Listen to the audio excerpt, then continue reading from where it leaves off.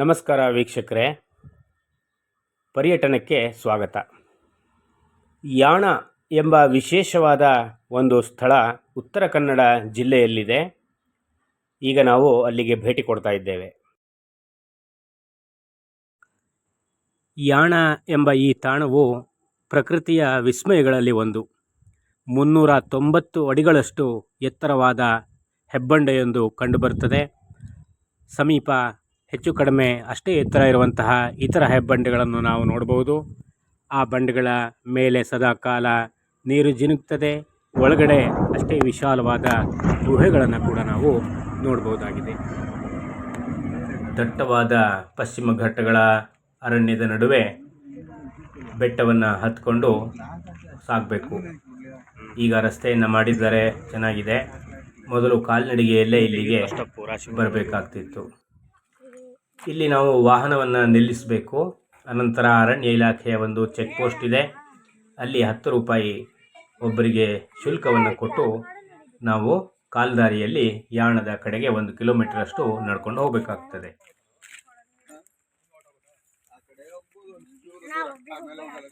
ಹೋಗ್ತಾ ಸ್ವಲ್ಪ ಇಳಿಜಾರು, ಬರ್ತಾ ಅಷ್ಟೇ ಏರು. ಉಬ್ಬಸ ಇರುವಂಥವರಿಗೆ ಕಷ್ಟವಾಗಬಹುದು. ತುಂಬ ಕಷ್ಟವೇನಿಲ್ಲ, ಸಾಮಾನ್ಯವಾಗಿ ಎಲ್ಲರೂ ಹೋಗಬಹುದು. ನೋಡಿ, ಇದೊಂದು ಪ್ರಾಕೃತಿಕ ಗುಹೆ. ಸಾಕಷ್ಟು ವಿಶಾಲವಾದ ಜಾಗ ಒಳಗಡೆ ಇದೆ. ಕಗ್ಗಲ್ಲಿನ ಮಧ್ಯೆ ಇರುವಂತಹ ಅನೇಕ ಗುಹೆಗಳನ್ನು ನಾವಿಲ್ಲಿ ನೋಡಬಹುದು. ನೋಡಿ, ಅಲ್ಲಿ ದೂರದಲ್ಲಿ ಕಾಣ್ತಾ ಇರೋದೇ ಯಾಣದ ಭೈರವೇಶ್ವರ ಶಿಖರ. ಇಲ್ಲಿ ಮುಖ್ಯವಾಗಿ 2 ಶಿಖರಗಳಿವೆ, ಭೈರವೇಶ್ವರ ಶಿಖರ ಮತ್ತು ಮೋಹಿನಿ ಶಿಖರ ಅಂತ. ಭೈರವೇಶ್ವರ ಶಿಖರವು 390 ಅಡಿಗಳಷ್ಟು ಎತ್ತರವಾದ ಭವ್ಯ ಶಿಲಾ ವೈಭವವಾದರೆ, ಮೋಹಿನಿ ಶಿಖರವು ಸುಮಾರು 300 ಅಡಿಗಳಷ್ಟು ಎತ್ತರವಾಗಿದೆ. ಈ ಮಹದಾಕೃತಿಯ ಹೆಬ್ಬಂಡೆಯ ಕೆಳಗಡೆಯಲ್ಲಿ ಒಂದು ಶಿವನ ದೇವಾಲಯ ಇದೆ.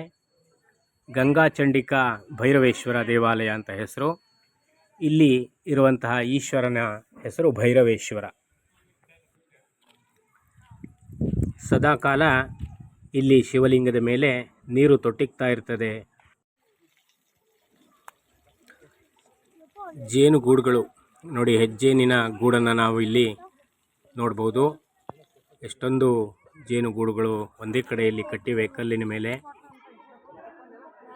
ಮನುಷ್ಯರು ಹೋಗಲು ಸಾಧ್ಯವಿಲ್ಲದಂತಹ, ಕೈಗೆ ನಿಲುಕದಂತಹ ಜಾಗಗಳನ್ನು ಹುಡುಕಿ ಈ ಹೆಜ್ಜೇನುಗಳು ಗೂಡನ್ನು ಕಟ್ಟೋದು ಸರ್ವೇ ಸಾಮಾನ್ಯ. ಜನರ ಶಬ್ದವನ್ನು ಕೇಳಿ ಎಲ್ಲಾದರೂ ನಮ್ಮ ಮೇಲೆ ದಾಳಿ ಮಾಡಿಬಿಟ್ರೆ ಅಂತ ಅನಿಸ್ತದೆ. ಆದರೆ ಅವುಗಳಿಗೂ ಅಭ್ಯಾಸ ಆಗಿರಬೇಕು. ಹುಳುಗಳೆಲ್ಲ ತಮ್ಮ ಪಾಡಿಗೆ ತಾವು ಗೂಡಿನಲ್ಲಿವೆ. ಒಳಕ್ಕೆ ಪ್ರವೇಶ ಮಾಡಿದರೆ ಭೈರವೇಶ್ವರನ ಭವ್ಯವಾದ ಶಿಲಾನಿರ್ಮಿತ ಮಂದಿರ, ಪ್ರಾಕೃತಿಕ ಗುಹೆ. ಅಲ್ಲಿರೋದೇ ಭೈರವೇಶ್ವರನ ತಾಣ. ಅಲ್ಲೊಂದು ಲಿಂಗ ಇದೆ, ಯಾವಾಗಲೂ ನೀರು ತೊಟ್ಟಿಗ್ತಾ ಇರ್ತದೆ. 2 ವಿಗ್ರಹಗಳನ್ನು ಜೊತೆಯಲ್ಲಿ ನೋಡಬಹುದು. ಅನೇಕ ಆಧ್ಯಾತ್ಮ ಸಾಧಕರು ಸಾಧನೆಯನ್ನು ಕೂಡ ಮಾಡಿದಂತಹ ಪವಿತ್ರವಾದ ಸ್ಥಳ ಇದು. ಶಿವರಾತ್ರಿ ದಿನ ಬಹಳ ಭಕ್ತರು ಬಹಳ ಹಿಂದಿನ ಕಾಲದಿಂದಲೂ ಕಾಡಿನ ಮಧ್ಯೆ ಬಂದು ಇಲ್ಲಿ ದರ್ಶನವನ್ನು ಮಾಡ್ತಾ ಇದ್ದರು.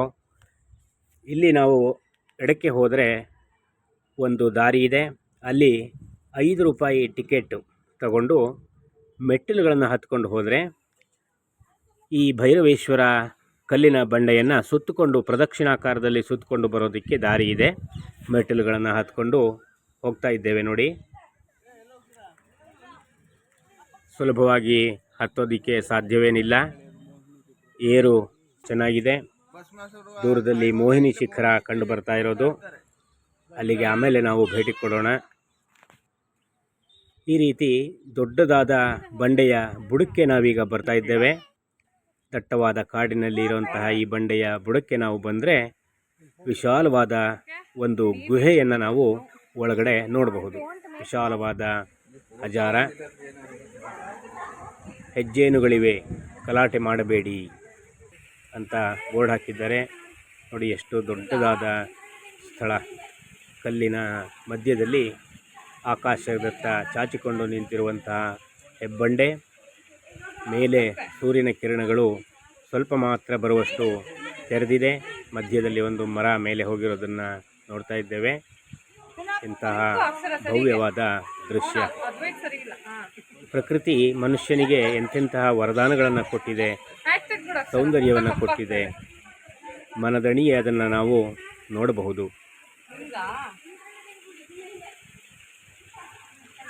ಅದೆಷ್ಟೋ ಸಾವಿರ ವರ್ಷ ಹಿಂದಿನ ಕಾಲದಲ್ಲಿ ಈ ನೆಲವೆಲ್ಲ ಸಮುದ್ರದ ಭಾಗವಾಗಿತ್ತಂತೆ. ಹಾಗಾಗಿ ಇಲ್ಲಿನ ಕಪ್ಪೆ ಚಿಪ್ಪುಗಳು ಒಂದಕ್ಕೊಂದು ಅಂಟಿಕೊಂಡು ಸುಣ್ಣದ ಒಂದು ಬೃಹತ್ ಬೆಟ್ಟವೇ ಉಂಟಾಯಿತು.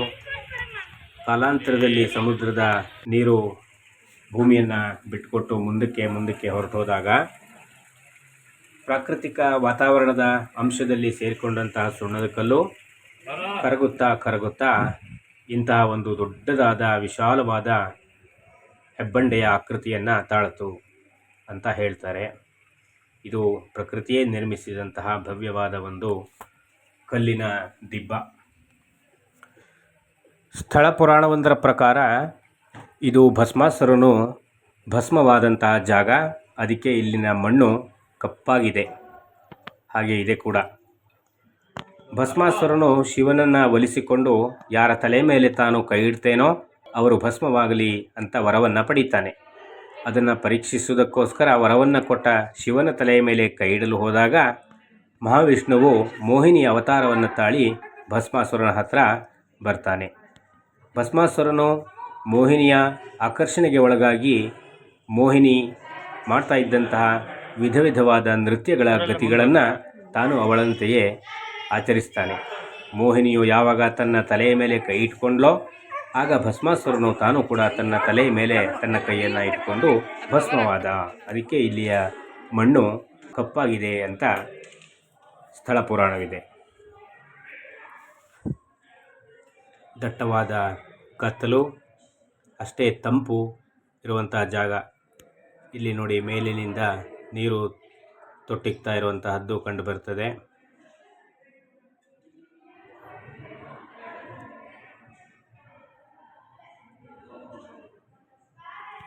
ಪ್ರಕೃತಿ ಮಾತೆಯ ತೊಟ್ಟಿಲು. ಈ ರೀತಿ ಕಂಬಿಗಳನ್ನು ಹಾಕಿ ರಸ್ತೆ ಥರ ಅಳವಡಿಸಿದ್ದಾರೆ. ಮುಂದಕ್ಕೆ ನಾವು ಹೋದರೆ ಈ ಎರಡನೆಯ ಕೊಠಡಿಯಿಂದ ಹೊರಗೆ ಹೋಗುವ ದಾರಿ ಕಂಡು ಬರ್ತದೆ. ವೈಲ್ಡ್ ಫೋಟೋಗ್ರಫಿ ಅನ್ನೋದು ಇಲ್ಲಿ ಪ್ರಸಿದ್ಧ. ಬಹಳಷ್ಟು ಜನ ಛಾಯಾಚಿತ್ರ ಸ್ವೀಕಾರಕ್ಕೆ ಬರ್ತಾರೆ. ಕಲ್ಲಿನ ಮಧ್ಯದ ಪಡಕಲುಗಳನ್ನು ನೋಡಿ. ಇದು ದಟ್ಟವಾದ ನಿತ್ಯ ಹರಿದ್ವರ್ಣ ಕಾಡು. ಹೊರಗೆ ಹಸಿರು ಹೊದ್ದಂತಹ ಕಾಡು ಕಂಡು ಬರ್ತಾ ಇದೆ. ಕೆಳಗೆ ಒಂದು ದೇವಸ್ಥಾನ ಇದೆ. ಬನ್ನಿ ಆ ಕಡೆ ಹೋಗೋಣ.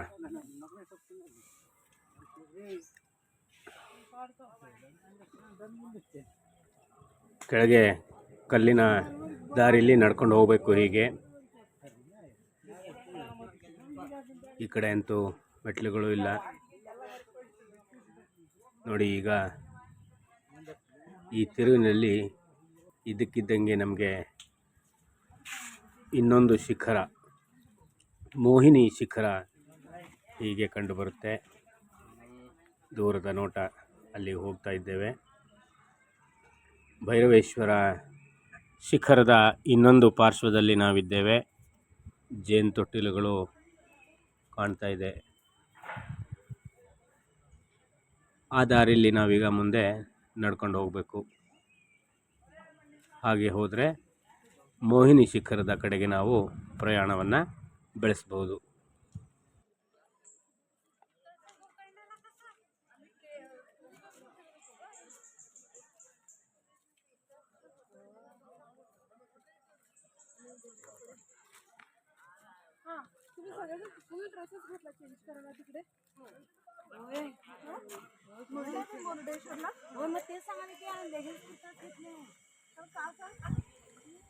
ಶಿವನು ತನಗೆ ಅಂತ ಒಂದು ಮಂದಿರವನ್ನು ತಾನೇ ಪ್ರಕೃತಿ ಮಾತೆಯ ಮೂಲಕ ರಚಿಸಿಕೊಂಡನೋ ಎಂಬಂತೆ ಇರುವಂಥ ಜಾಗ ನೋಡಿ. ಆ ಕಲ್ಲಿನ ಪದರುಗಳ ರಚನೆಯನ್ನು ನೋಡಿ, ಒಂದರೊಡನೆ ಒಂದು ಹೇಗೆ ಅದು ಬೆಸೆದುಕೊಂಡು ಮಹಾ ಶಿಲಾ ಬೆಟ್ಟದ ಸ್ವರೂಪವನ್ನು ಪಡೆದುಕೊಂಡಿದೆ. ಇದು ಇಲ್ಲಿನ ವಿಶೇಷ.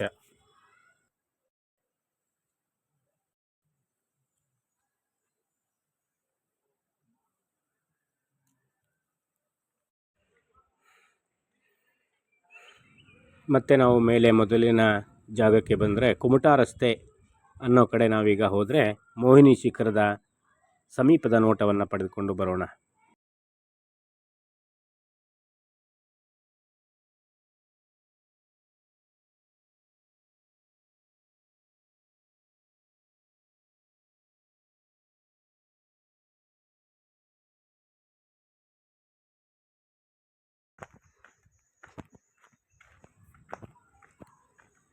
ಈ ಕಲ್ಲು ಅದೆಷ್ಟು ಲಕ್ಷ ವರ್ಷದಿಂದ ಆ ಕಾಲದಿಂದ ಹಾಗೆಯೇ ನಿಂತಿದೆ ನೋಡಿ. ನಿಂತು ಅದರದ್ದೇ ಆದ ಒಂದು ಸ್ವರೂಪ ಬೇರೆದೇ ಆಗಿ ಹೋಗಿದೆ. ಒಳಗೆಲ್ಲ ಜಾಗ ಇದೆ, ಗುಹೆಗಳ ತರಹ ಒಳಗೆ ಹೋದರೆ ನಮಗೆ ಕಂಡು ಬರುತ್ತೆ. ಇದೊಂದು ಗುಹಾ ಪ್ರದೇಶಕ್ಕೆ ದಾರಿ. ಕೆಳಗಿಂದ ನಾವು ಹೋಗಬೇಕಾಗ್ತದೆ ನೋಡಿ. ಅಲ್ಲಿ ಗುಹೆಯ ಮುಂದುವರೆದ ಭಾಗ ದೊಡ್ಡದಾದ ಕಲ್ಲಿನ ಚಪ್ಪಡಿ ಮೇಲೆ ಇದೆ. ಒಳಗೆಲ್ಲ ಚಿಕ್ಕ ಪುಟ್ಟ ಗಿಡಗಳು ಬೆಳೆದಿವೆ ಕಲ್ಲಿನ ಮೇಲೆ. ಇದೊಂದು ದೊಡ್ಡ ಗುಹೆ. ಆ ಕಡೆಯೂ ದ್ವಾರ ಇದೆ. ಮೇಲೆ ಇದು ಇನ್ನೊಂದು ಗುಹೆಯ ಬಾಗಿಲು. ಇಲ್ಲಿ ಕೂಡ ನಾವು ಒಳಕ್ಕೆ ಹೋಗಿ ನೋಡಬಹುದು. ಈ ಕಲ್ಲಿನ ರಚನೆಗಳನ್ನು ನೋಡೋದೇ ಒಂದು ಚಂದ ನೋಡಿ. ಅದರ ರಚನೆ ಹೇಗೆ ಬೆಳೆದಿದೆ, ಅದರ ಮೇಲೆ ಬಳ್ಳಿಗಳು ಕೂಡ ಹಬ್ಕೊಂಡಿವೆ.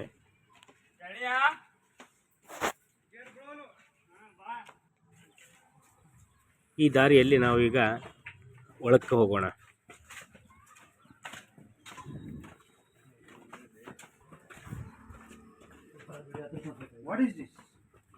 ಒಳಗೆ ಹೋದರೆ ದೊಡ್ಡದಾದ ಒಂದು ಜಾಗ ಇದೆ. ಸುತ್ತೆಲ್ಲ ಮರಗಿಡಗಳು, ಬೇರುಗಳು, ಬಿಳಲುಗಳು ಹೇಗೆ ಚಾಚಿಕೊಂಡಿವೆ ನೋಡಿ. ಎಲ್ಲ ಕಡೆ ಹೆಬ್ಬಂಡೆ ಕಂಡು ಬರ್ತಾ ಇದೆ ಈ ಕಡೆಯಿಂದ. ಇಲ್ಲಿ ನಾವು ಚಂಡಿಕಾದೇವಿಯ ಮೂಲಸ್ಥಾನ ಅಂತ ಬರೆದಂತಹ ಒಂದು ಸ್ಥಳ ಇದೆ. ಇದು ಒಂದು ಪುಟ್ಟದಾದ ಮತ್ತೊಂದು ಗುಹೆ. ಬೆಳಕು ಇಲ್ಲ, ಏನು ಕಾಣಿಸೋದಿಲ್ಲ.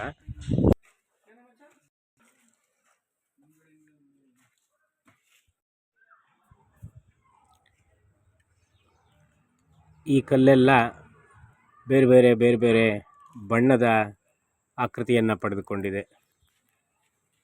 ಮಳೆ ಗಾಳಿಗೆ ಸಿಕ್ಕಿ ಅದರದ್ದೇ ಆದ ಒಂದು ಸಂರಚನೆ ರೂಪಿತಗೊಂಡಿದೆ.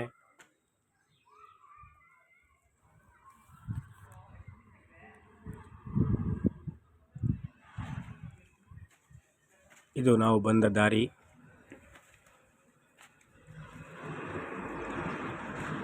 ಪ್ರಕೃತಿಯ ನೈಜವಾದ ಸೊಬಗು ಈ ಸ್ಥಳ. ಇಲ್ಲಿ ಯಾವುದೇ ಕೃತ್ರಿಮತೆ ಇನ್ನೂ ಕಾಲಿಟ್ಟಿಲ್ಲ. ಹೇಗಿವೆಯೋ ಹಾಗೇ ಇದೆ. ಆ ಕಲ್ಲಿನ ಕಟ್ಟಡ ಯಾವುದೇ ಶಿಲ್ಪಿಯ ರಚನೆಗೆ ಕಡಿಮೆ ಇಲ್ಲ. ಅಂತಹ ಒಂದು ಭವ್ಯವಾದ ರಚನೆ ತಾನಾಗಿ ಪ್ರಕೃತಿಯಲ್ಲಿ ಮೂಡಿದಂತಹ ಒಂದು ಸ್ಥಳ ಇದು.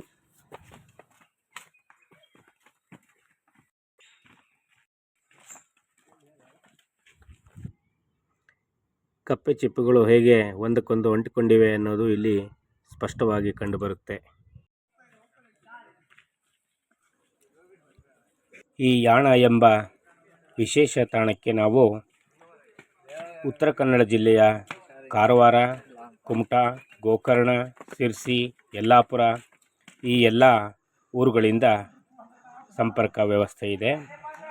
ಶಿರ್ಸಿಯಿಂದ ಇದು 45 ಕಿಲೋಮೀಟರ್ ದೂರದಲ್ಲಿದೆ. ಕಾರವಾರದಿಂದ 90 ಕಿಲೋಮೀಟರ್ ದೂರದಲ್ಲಿದೆ. ಅಂಕೋಲದಿಂದ 56 ಕಿಲೋಮೀಟರ್ ದೂರದಲ್ಲಿದೆ. ಗೋಕರ್ಣ ಇಲ್ಲಿಂದ ಬಹಳಷ್ಟು ಸಮೀಪವೇ ಬರುತ್ತೆ.